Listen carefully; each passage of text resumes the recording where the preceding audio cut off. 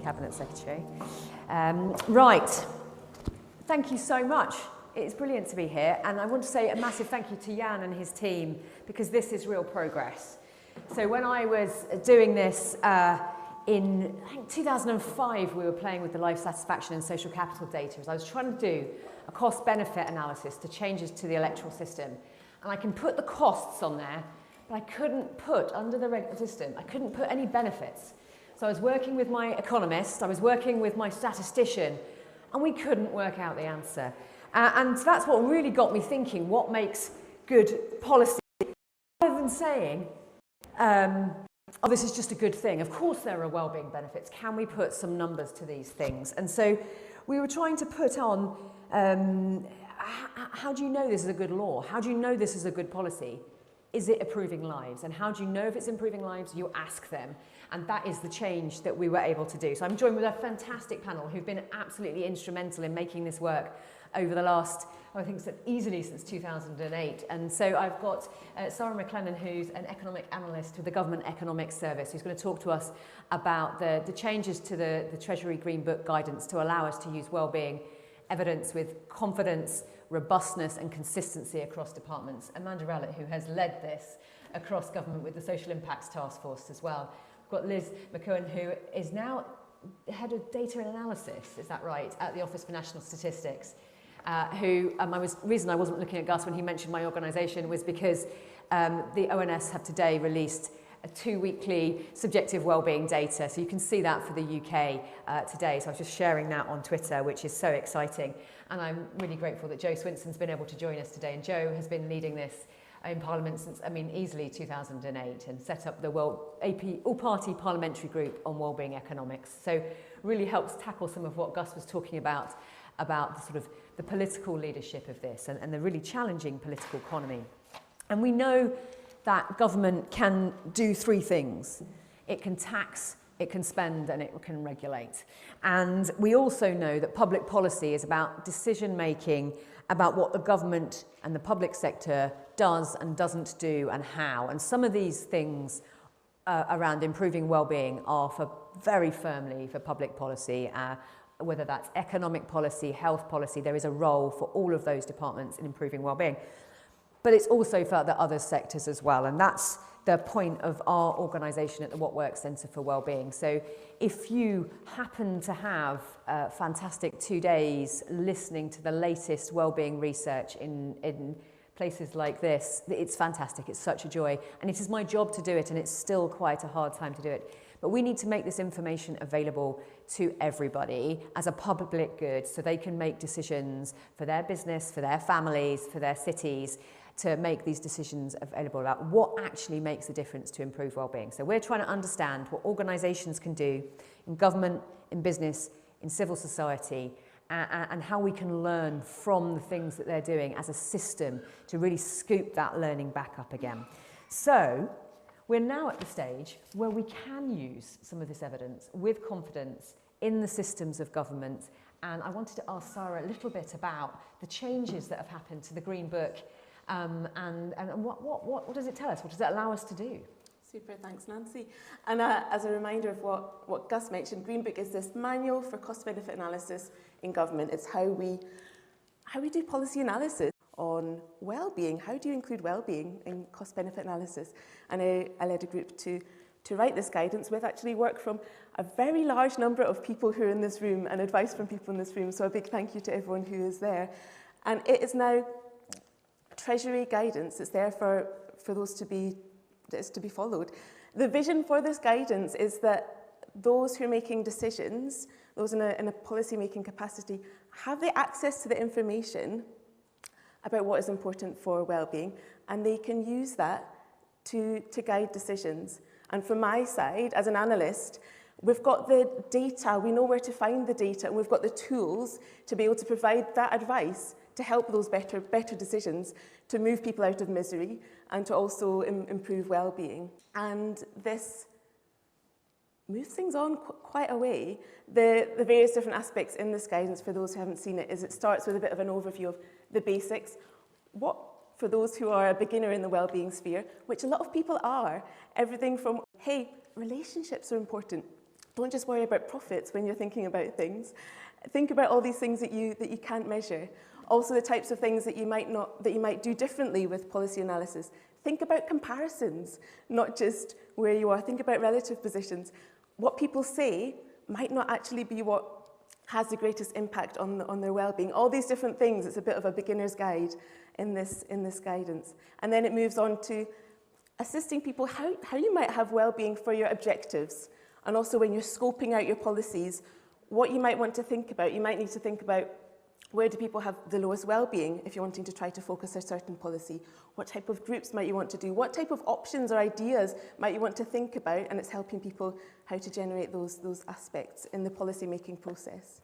And it then moves on to the section, mainly for analysts like me, how do you include this in cost-benefit analysis? How do you get your data? How do you include well-being? And well-being has been included in cost-benefit analysis.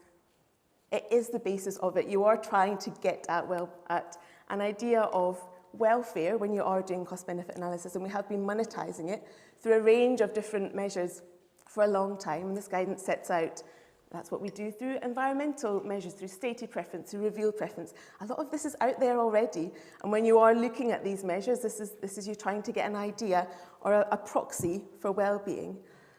The new step in the guidance is then saying we're also putting a value on a 1-point change in life satisfaction per year. And this is then where we are confident in this change. This is a value that you can use, and it's 13,000 with a range of 10 up to 16,000 based on a review of the approaches which are out there. And as a starting point, it's considered, okay, this is good enough for now to start the debate, start people using it and see if we can test it and see how that then comes out in policies. It moves things on because having a figure for well-being then means that we have actually had quite a lot of asks from people to say, well, what is the well-being impacts of this policy? Do you have this impact? What is this? I've got this very specific group. How can you tell me that information? It increases that demand for people then wanting to use it, which then increases the demand for asking about the data. And it runs then this group of trying to improve it and include it in what people are thinking about. And in terms of how things have moved on, and I can see that. It's not only the analysts who are interested in this, but even, for example, in DEFRA, in the investment committee, they're asking, have you considered this guidance before they then take a decision? It is not only bottom up through the analysts asking for this information, it is then top down. When it's in the right decision-making structures, there are then people who are checking that they have been considering these different bits of evidence. I would like to perhaps give some of my views on the challenges and where we are, and I know that the others will continue from that. I'll probably start with on the smaller side and then build up. I think on the kind of the micro scale, bottom up, as I said, lots of people have been asking, hey, we've got this very specific group in this specific location. What is the wellbeing impact of this specific change? And we don't always have that data. And you can then use proxies and you give approximations, which is good enough for now. But there is a lot of requests for some areas where we just don't have information. Luckily, though, there is a move towards more evaluation. And what's also set out in the guidance is how to evaluate wellbeing. Make sure that you're evaluating this so we can improve this information that's there. And there's also a movement towards test, learn, adapt. Try it out in a small group. Test what that impact is, learn from that, and then adapt and make things move on from it.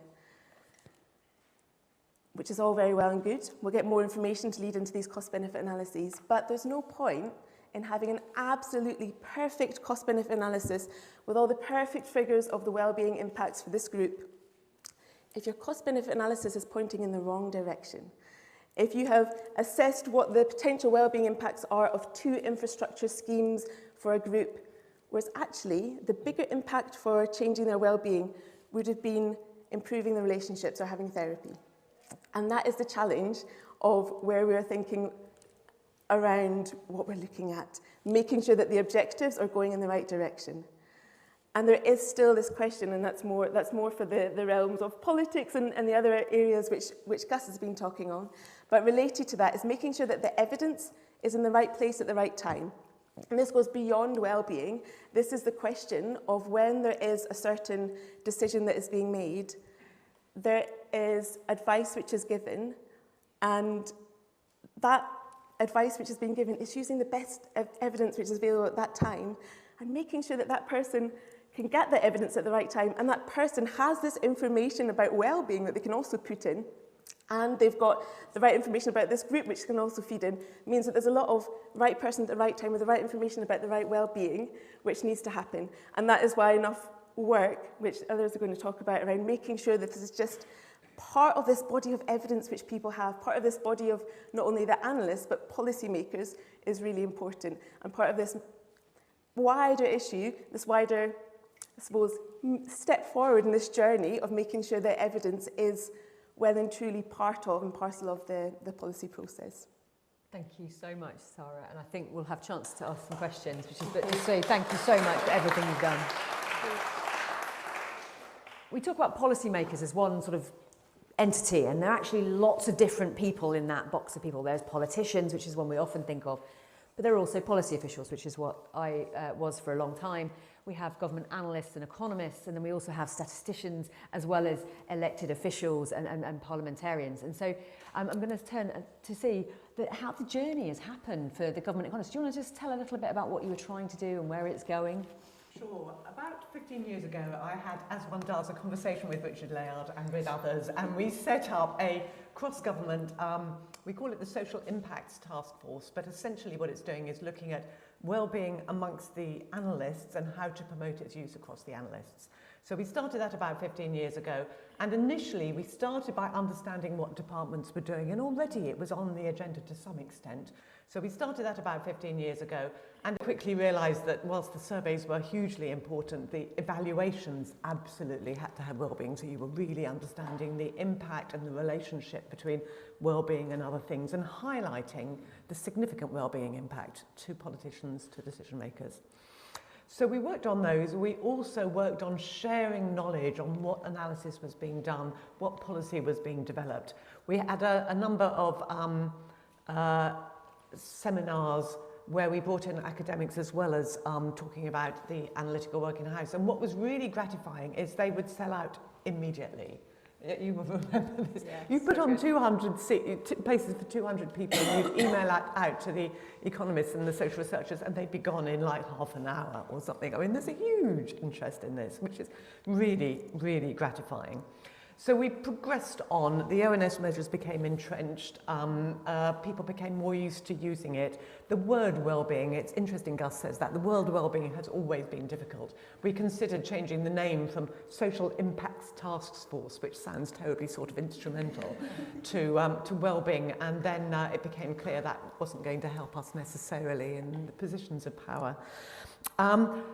Then the obvious thing to do was to improve our tools, and that's where Sara and her group came in to do what is quite a really major piece of work, to create an authoritative piece of guidance, not only articulates what matters, but also gives some values. When the values, I was quite worried about the values because we all know academics come up with a very wide range of figures, but Sara went and talked to many of you, and I think the value of having something authoritative that people can hang their hat on was such that agreement was broadly reached across groups. So this was published, was it just a year ago? 2021, just a year ago. This was published a year ago in the middle of COVID, which in some ways was good because people were thinking a lot about well-being. We gave it a good push. It had a lot of support from the Treasury, and so we gave it a push internally when it was published, and we're now working to get it part of the institutional structure and the way people work. I mean, on the positive side, we've got Sara, before she went on maternity leave, set up a networking group across all departments with a lot of enthusiasts to promote it in their department, to learn lessons from each other, and these were self-nominated people who wanted to sort of stand up and make it happen. So that's been really good. The Treasury were spent a lot of time assessing it and commenting on it, which did delay us somewhat, but had the wonderful benefit of them really buying into it. The top of the Treasury are hugely supportive. The Treasury team that assess whether people have analysed their projects appropriately do feel they own it and are supportive of it and promote it.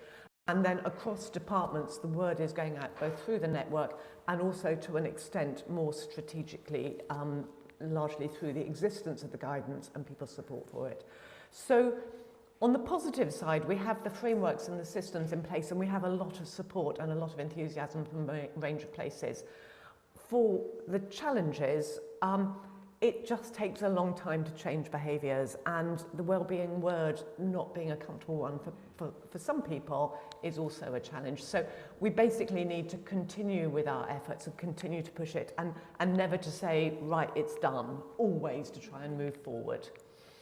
One last comment, and Gus referred to this, the Levelling Up initiative, which is one of Boris's big initiatives, has a wellbeing mission within it, and that is twofold. One is to look at how to improve policies in a wide range of important areas to better address wellbeing, but the second element of the wellbeing measure is to assess the impact of all the other policies in this Levelling Up initiative. So that again should be a sort of foundation stone set by politicians on how to measure the importance of the way forward. So all of these are steps in the right direction, and completely supports Gus's view. We will get there. As civil servants, we really want to get wellbeing and to work with wellbeing and to use it as we go forwards. So encouraging, but lots more to be done. And we very much want to work with you as academics to use your work to embed that in policy and make it work better. And if you've got things that you've worked on that you'd like to have promoted, do come and catch me later on during the day, because I'd love to work with you on that. There's huge interest and motivation across the government analysts in government, and actually that motivation that people take wellbeing with them from job to job, which is Amanda has done, actually as Liz has done as well.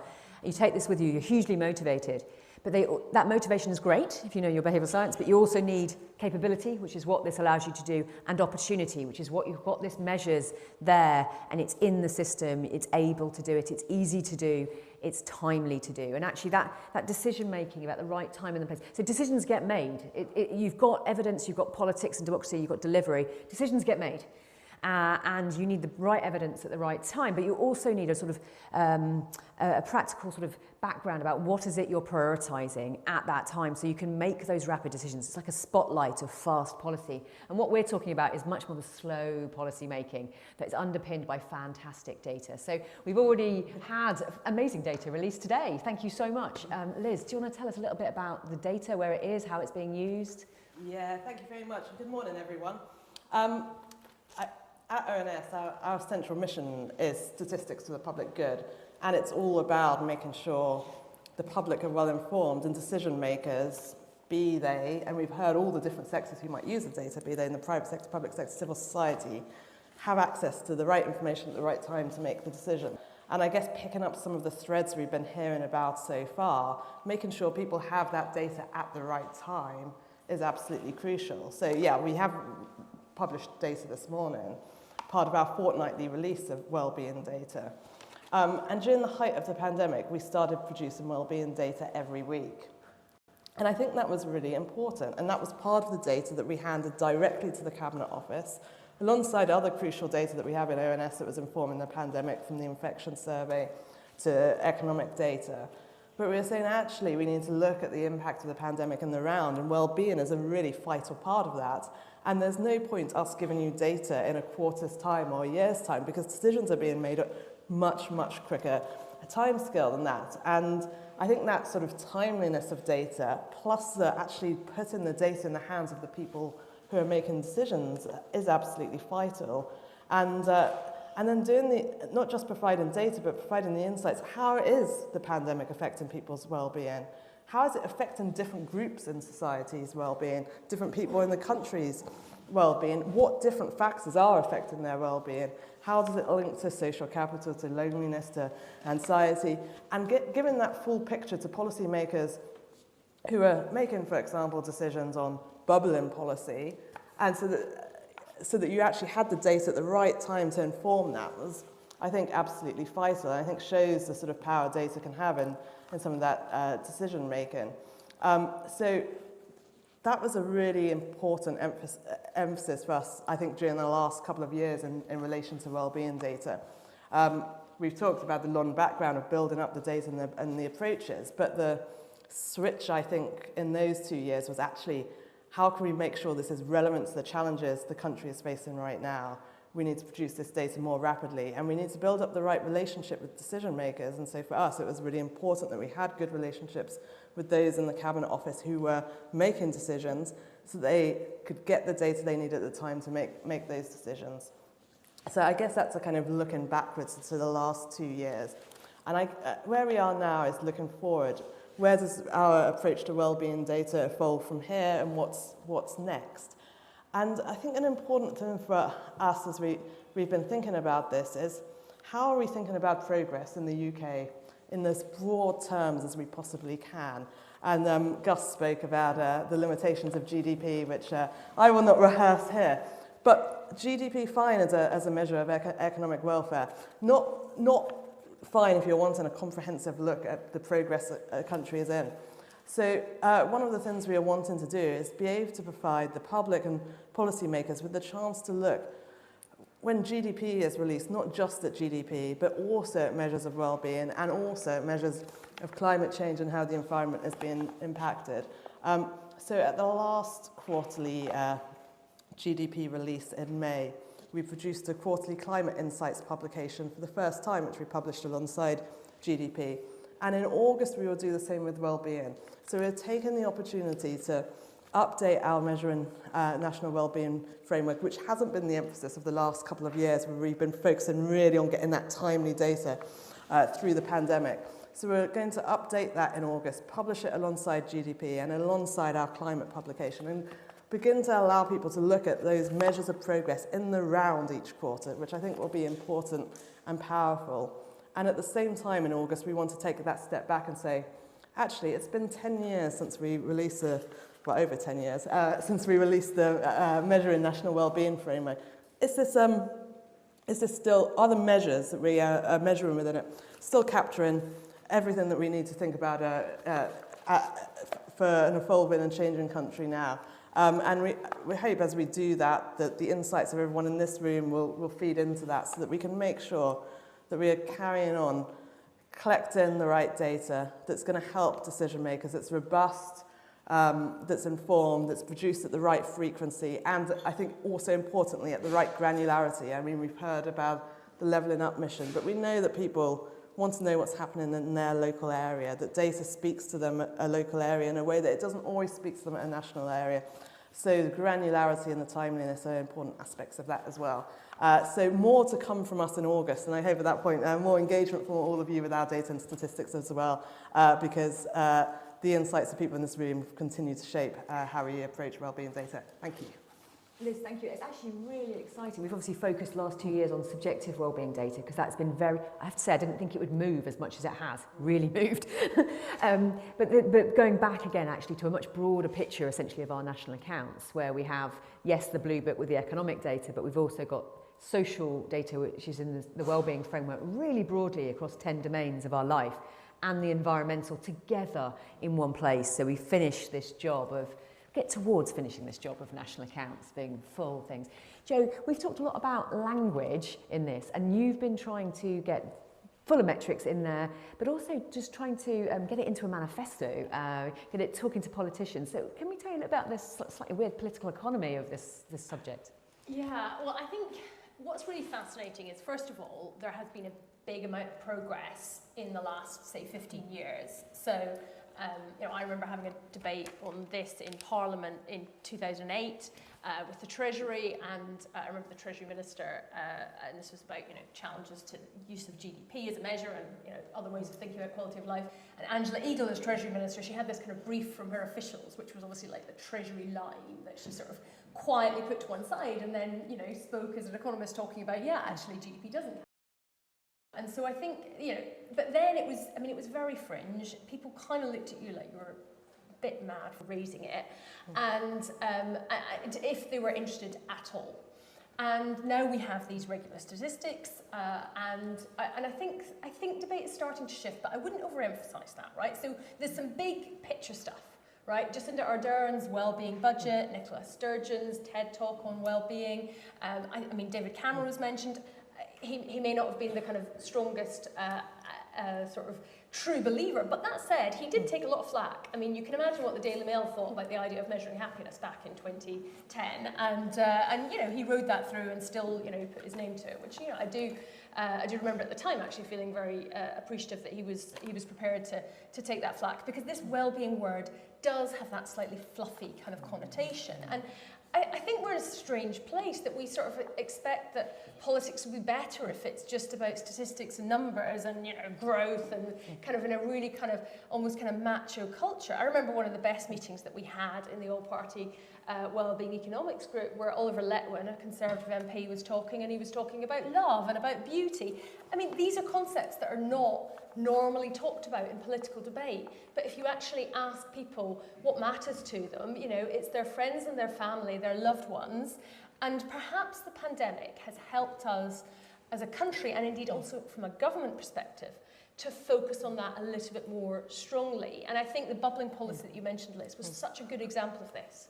You know, we had this lockdown, it was all for very good kind of scientific evidence-based reasons. There was a lot of uncertainty, so there was a sort of safety first, cautious approach. Well, arguably it could have been a bit earlier, but anyway, we had that approach. But I mean, you know, my mum's on her own, my dad died a few years ago, and actually that first 3 months where she didn't touch another human being. You know, my sister's just a few miles down the road, but she couldn't see her grandchildren, even though they were close by. And when the bubbling policy came in, I mean, it was just literally transformational on that basis of loneliness. And of course, for a very, very minor kind of raise in the risk level. So, you know, that's something which I think politics got right fairly quickly, but is the kind of thing that could have easily been not understood or missed. And actually interesting, the differences between the nations, because Scotland had a more permissive approach, for example, for children. So it was, you know, my mum's in Scotland, she was able to, you know, hug her grandchildren more quickly than my mother-in-law in England was able to hug her grandchildren. So it was a really kind of interesting example. But I think the other thing is the public don't really talk about well-being. You know, I've knocked on, you know, thousands and thousands of doors in my time, and people don't really talk about their well-being. But they talk about the issue just using different words. I mean, everything in politics is really about that. And I think one of the fundamental problems is that we have almost, you know, in political kind of media commentary, make the assumption that GDP is a proxy for what people want. Isn't factoring in the environmental issues, which particularly the younger generation will tell us are causing them significant anxiety and worry about the future, and arguably are still not properly reflected in the political debates. So, I mean, I think Gus was absolutely spot on when he said, you know, you can tweak GDP, and it clearly probably could be made better.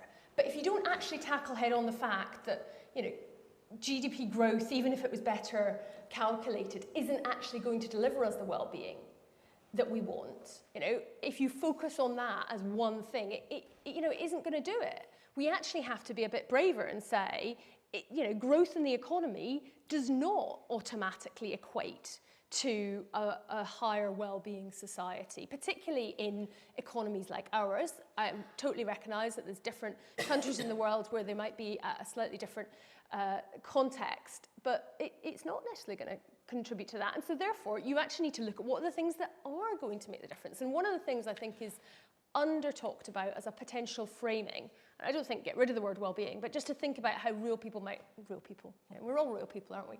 But how people might in their day-to-day lives talk about it is care. I think the care frame is really powerful. You know, we've had a pandemic. We clapped on our doorsteps for the care workers. And indeed, actually, the workers who weren't considered to be in the care sector, but who, in caring for ourselves and our loved ones, in making sure we give them food and basic essentials, the delivery workers, the supermarket staff, all of those people who are underpaid, undervalued in society, the need to care for one another became much more appropriate, much more important and understood, and also the care for the environment. And so I think care is something people do talk about. We want to live in a caring society. It's something which we feel warmly about, and I think perhaps that's a way into that political debate. Thank you so much. It's really fantastic to hear this history that actually it isn't. Can we get more consistent, robust, confident use of well-being and the well-being framework? But there is clearly something about language that we've talked about, and actually well-being doesn't always look like well-being. I think it can look like risk, it can look like resilience, it can look like fairness, it can look like sustainability, it can look about outcomes. Actually, we're around the corner from the Government Outcomes Lab. Actually, that is about outcomes that improve lives. It's kind of a well-being thing. We've got distributional analysis in the Treasury now. We've also got life satisfaction disparities, along with pay and productivity in the budget recently, which is quite interesting. And this idea of capitals as well. How do you fix the system so that you can actually invest in the things that keep us well, rather than, and actually there's some real accounting things that are really tricky in the system.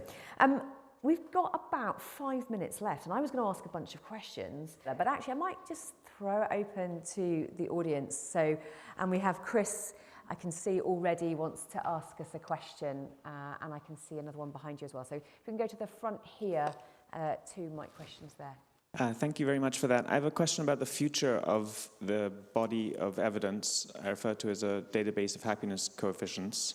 You might say it's one of the most important bodies of knowledge that humanity will assemble, and I would say that in some sense it's coming from academia right now, but I imagine increasingly it's quite thin, right? We don't have many entries in it in a sense.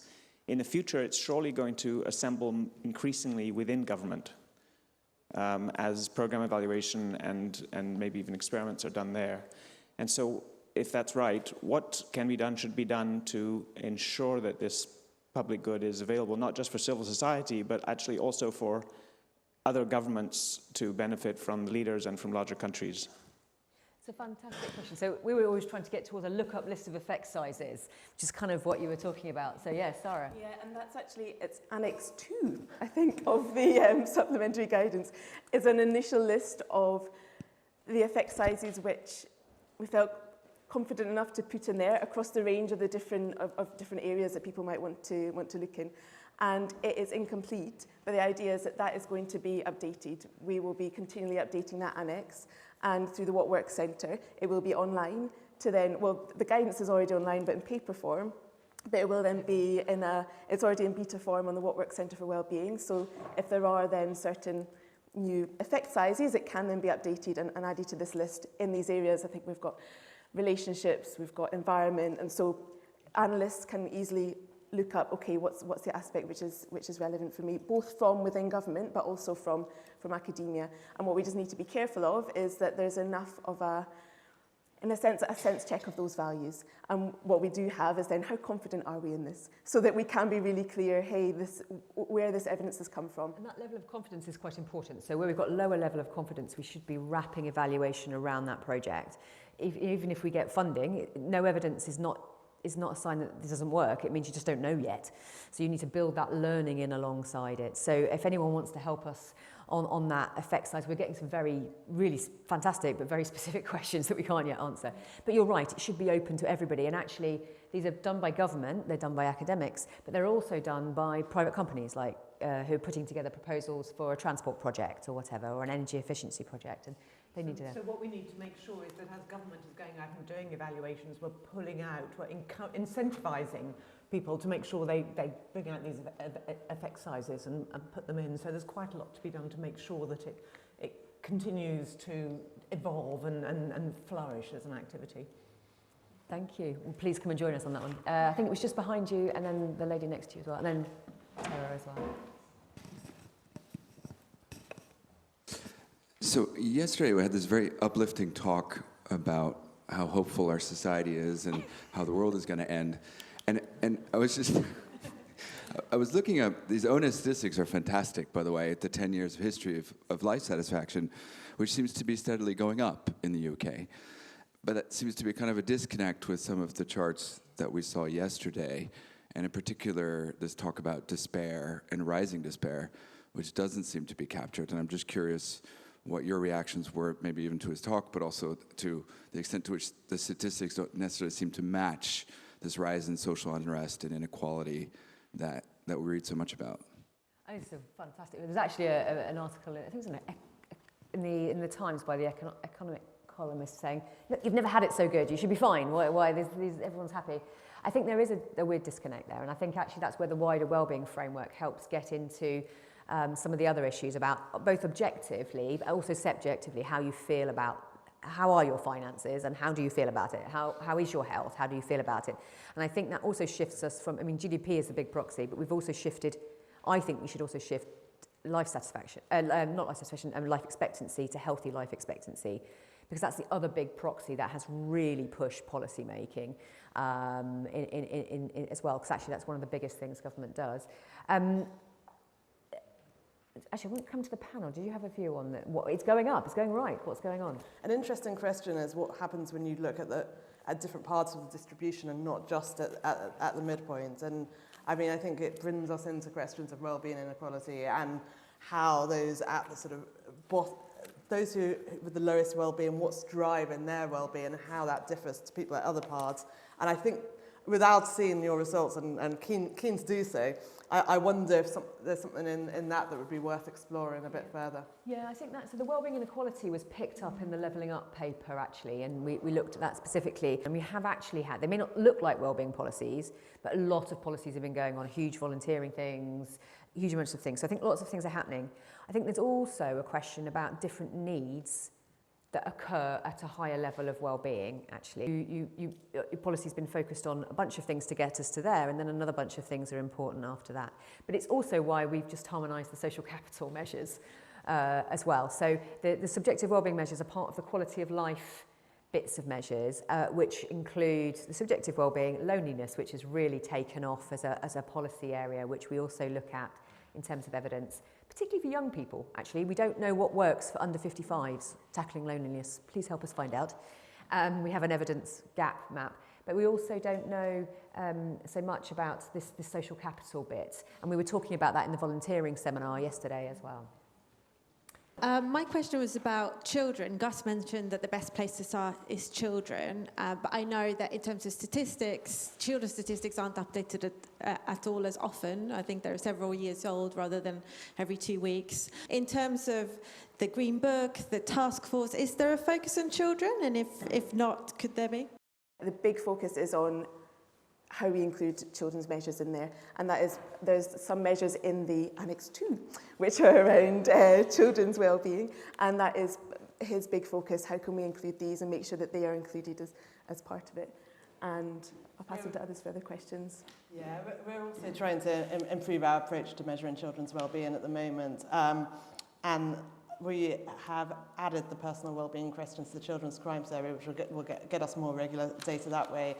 Yeah, and I think actually the big credit to the LSE team and Leah's team for the Origins of Happiness model, which has helped us look at mother's mental health, childhood mental health, and it is in the curriculum. We do have things that work. It's in the Ofsted guidance. But I do think, I mean, at the moment, our children's wellbeing stats are provided by the Children's Society, which has a fantastic Good Childhood report. It is brilliant. And these are important because we can predict life satisfaction over 8 years for the age of 14. And the information is made available at a community neighbourhood level. So it's not just the schools acting, it's the parents, it's the communities, it's the football clubs across, it's a coalition. But to be honest, I think you should measure wellbeing in schools termly from Key Stage 2 upwards and link it with the National Pupils Database. But we can now do it. I think one more, and then I think I'm already over time. Really badly shared. Sorry, Jan. Thank you very much. So your work is always a source of inspiration to Japanese government and the Japanese well-being policy making. Thank you very much. And I personally believe that the data gets power only if the public sees the data frequently. For example, we see temperature data every day and the stock market data every day, but well-being data is less representative in Japan. I think it is also the case in the UK. And my question for you is that what is the challenge and the opportunity for you in terms of building a relationship with mass media people to deliver well-being data to the public. Fantastic. I think I might turn to Liz and Joe for this one. Yeah, I mean, really good question. And I think it's a challenge with any sort of measures of progress beyond GDP, because there's such a salience with the media for using GDP well beyond it, on its means and its frequency. In the UK, it's monthly, quarterly, and annual. Means that it's always there. So that's kind of challenging.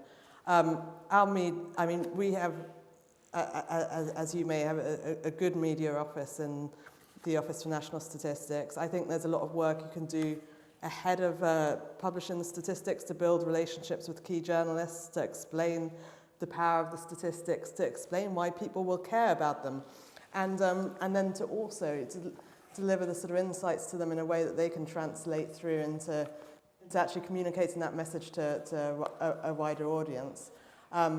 And I guess thinking about the different channels through which statistics can be published. So our Twitter account is often a way of reaching quite a large number of different people and gets picked up really quite widely. And it's a very different channel to our statistical bulletin, which is inevitably gets picked up more by expert users. We also find using different data visualizations can be really impactful as well. Particularly, we find ones that allow people to zoom in on what's happening in their local area. That particularly gets traction with a wider audience because people care about where they live and what the data shows about them.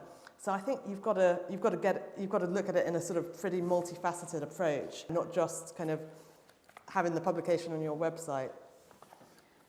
I love this question because it also goes to the heart of what the challenge is politically. You know, how as a politician do you do the Newsnight interview on the well-being figures without being ridiculed by the economics editor of the BBC, by various commentators? I mean, that's kind of the crux of the challenge. And I think part of this is because the whole economics discipline is currently fairly narrow, quite dogmatic. I mean, if you look at the top economics journals, very difficult to get published in. I mean, there's lots of things that they are really not looking at in the detail that they should be, whether it's environmental, whether it's social. I think that will be changing.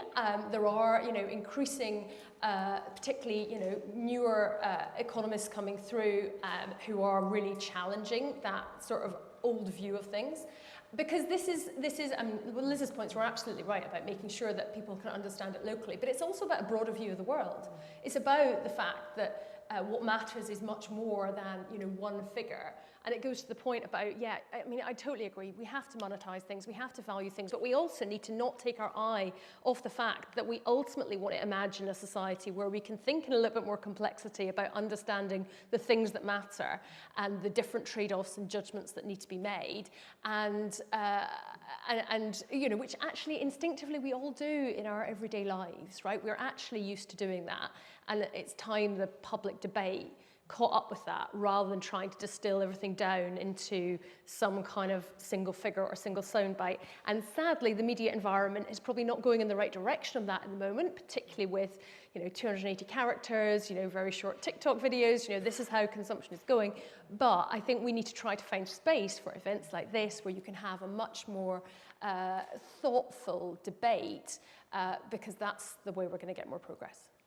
Thank you so much. I have to say the commute data is always the one that everybody loves, gets everybody chatting. And actually the occupation data is another one. The panel are around for, I think, the rest of the day, so please do come and speak to them. Thank you very much, Joe, Liz, Amanda and Sara for joining us today.